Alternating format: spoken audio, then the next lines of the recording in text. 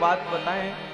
ये आचार्य श्री एक दिन संबोधन में कह रहे थे, बात हमें बहुत अच्छी लगी, क्योंकि जो अच्छी बात लगती है हम उसे स्वीकार कर लेते हैं। आचार्य श्री अपने संबोधन में कह रहे थे कि अगर शराबी का संग करोगे तो वो ज्यादा से ज्यादा शराब की दुकान तक ले जा सकता है। शराबी की संगत मैखाने पहुंचा देगी।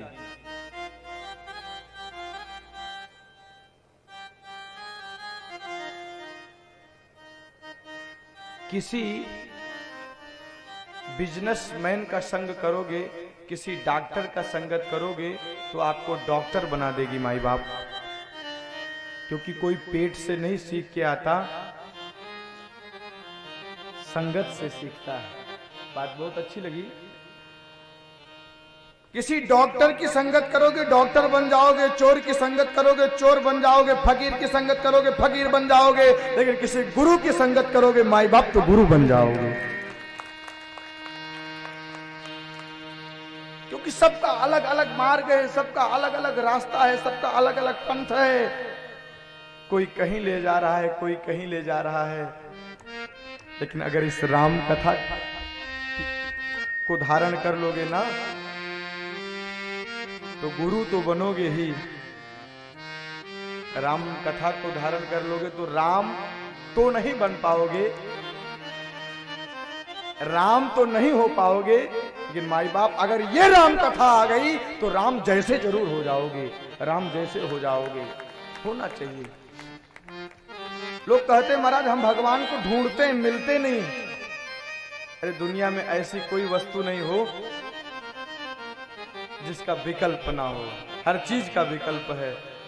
आपको बताएं, हमने ऐसा भी सुना है कि जिनको डॉक्टर ने जवाब दे दिया, महाराज श्री डॉक्टर ने जवाब दे दिया कि कोई दवाई कोई ऑपरेशन इनको बचा नहीं सकता है, लेकिन ऐसी ऐसी घटनाएं आती हैं कि जब वो हर जगह से हार जाते हैं और संत के चरण में आते हैं तो महाराज श्री ने भी कई केस देखे हैं। और याद भी कब करते, जो अंतिम स्टेज रहती है। गुरु की शरण में व्यक्ति जाता है, कब जाता है, जब चारों तरफ से थक जाता है। महाराज क्या करें, अब कहीं कोई इस समस्या का समाधान नहीं मिलता, अब आप ही कुछ पैसा ले लो और हमारे कल्याण के लिए कुछ जप करके हमें ठीक कर दो। हा? कब आए, जब सभी जगह से हार गए। आते हैं, हम भी आते हैं। भगवान आज भी हैं, भगवान आज भी आते हैं, लेकिन भगवान को देखने के लिए हमारे पास दृष्टि नहीं है। प्रेम से बोलो जय सिया राम।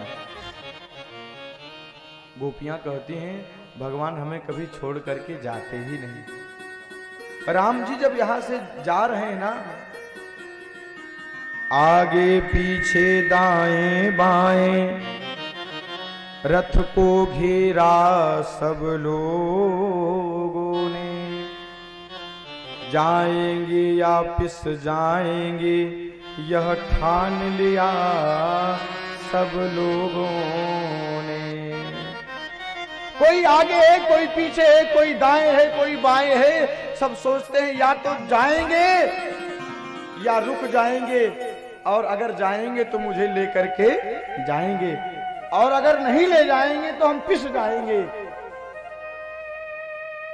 भगवान को दो ही अवस्था में व्यक्ति प्राप्त कर पाता है, या तो उच्चकृष्ट भक्ति हो जाए मीरा के जैसी। मीरा जी को लोगों ने देखा है गिरधर के मूर्ति में साक्षात विलीन हो गई हैं, जाते हुए लोगों ने मीरा जी को देखा है। ये इसी कलिकाल की घटना है माई बाप। मीरा जी को भगवान को प्राप्त करते हुए लोगों ने इस दृष्टि से देखा है।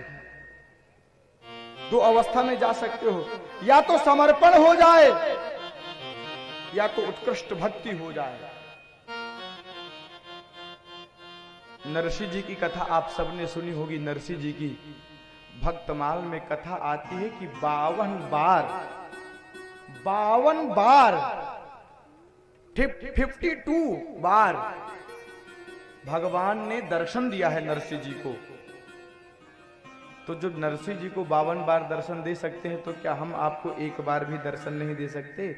दे सकते हैं, लेकिन हमें भी नरसिंह के जैसा बनना पड़ेगा, हमारे अंदर भी प्रेम हो। आज हमारे अंदर प्रेम है, हम कहते भी महाराज जी, रोज आरती में लोग गाते हैं, क्या गाते हैं? तन मन धन सब कुछ है तेरा, क्या लागे मेरा। लेकिन जब देने की बात आती है तो देखते हैं कि सबसे छोटा सिक्का कौन सा है। 50 पैसा नहीं चलता है, कहीं कहीं आरती में देखते हैं 50 पैसा भी लोग डाल जाते हैं महाराज। जो नोट कहीं नहीं चलती, फटी जो सबसे नोट सड़ी घर में रखी है, वो लोग सोचते हैं कि वो फटी नोट चल के कम से कम आरती में डाल दे। अरे एक तरफ कह रहे हो तन मन धन सब कुछ है तेरा, और जब देने की बात आई तो कहते हो सब कुछ है मेरा। एक भक्त बड़े चालाक एक तरफ गा रहे थे, तन मन धन सब कुछ है, सब कुछ है तेरा, स्वामी सब कुछ है तेरा, तेरा तुझको अर्पण, प्रभु को समर्पण, क्या लागे मेरा। ओम जय जगदीश हरे। दूसरे भक्त गा रहे थे, तन मन धन सब कुछ है, सब कुछ है मेरा,